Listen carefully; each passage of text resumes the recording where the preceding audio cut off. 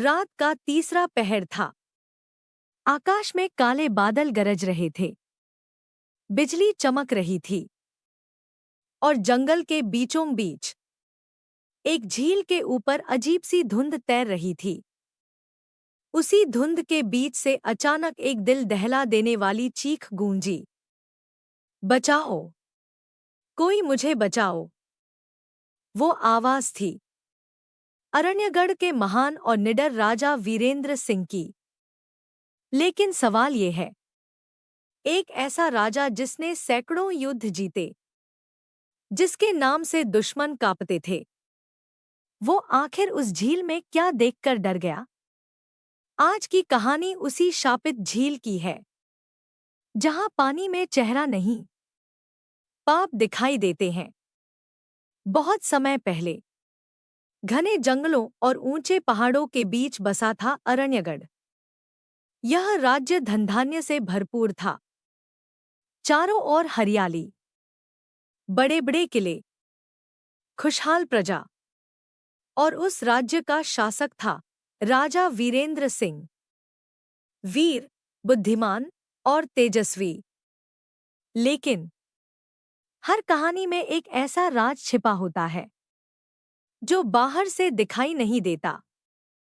राज्य के पश्चिमी छोर पर एक घना जंगल था और उस जंगल के भीतर एक झील।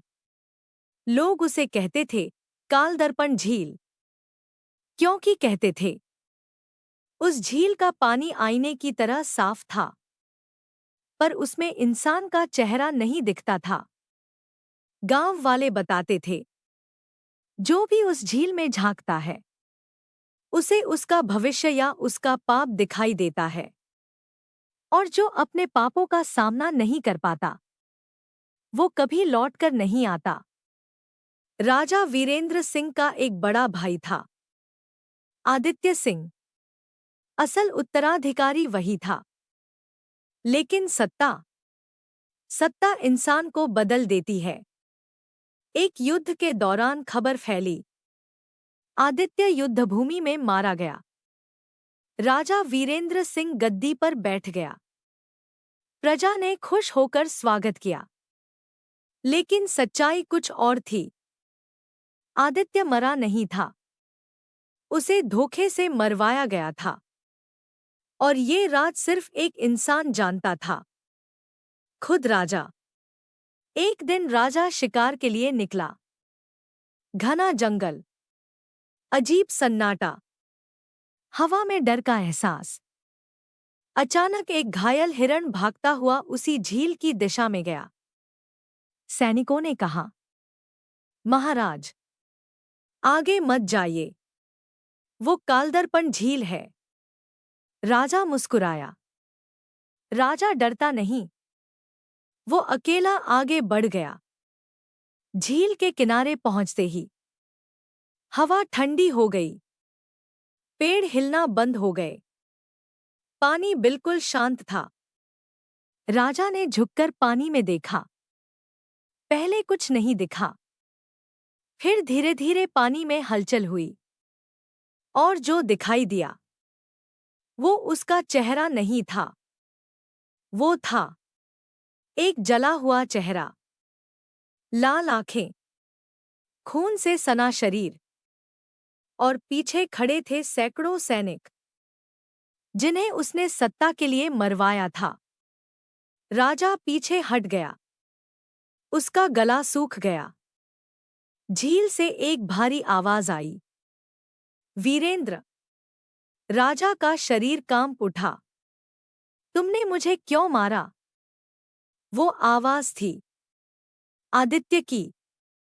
राजा चीखा, ये भ्रम है, तुम मर चुके हो। झील का पानी उबलने लगा। मैं मरा नहीं, मुझे मरवाया गया। राजा को अपने सारे अपराध दिखाई देने लगे। अपने भाई को धोखा, वफादार सैनिकों की हत्या, सत्ता के लिए झूठ। हर दृश्य पानी में चलता गया। राजा चिल्लाया, बचाओ! लेकिन जंगल में कोई नहीं था। आदित्य की आत्मा प्रकट हुई।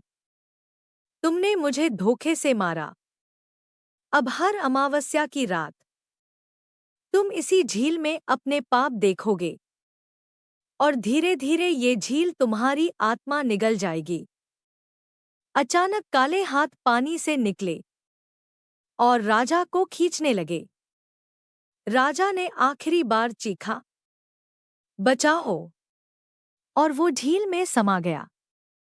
सैनिकों को झील किनारे मिला राजा का मुकुट, बस वही। राजा गायब। राज्य में अफरातफरी मच गई। कुछ महीनों बाद नया राजा बना, लेकिन हर अमावस्या को झील से आवाज आती, बचाओ। धीरे धीरे पता चला, जो भी सत्ता के लिए अन्याय करता है उसका प्रतिबिंब उस झील में कैद हो जाता है। आज भी अगर कोई उस झील में झांकता है तो उसे अपना चेहरा नहीं बल्कि अपने पाप दिखाई देते हैं, और अगर उसके दिल में अपराध है तो वो आवाज सुनाई देती है, बचाओ। अगर आपको ये कहानी पसंद आई तो वीडियो को लाइक करें और चैनल को सब्सक्राइब करें, क्योंकि अगली कहानी शायद आपके शहर से जुड़ी हो।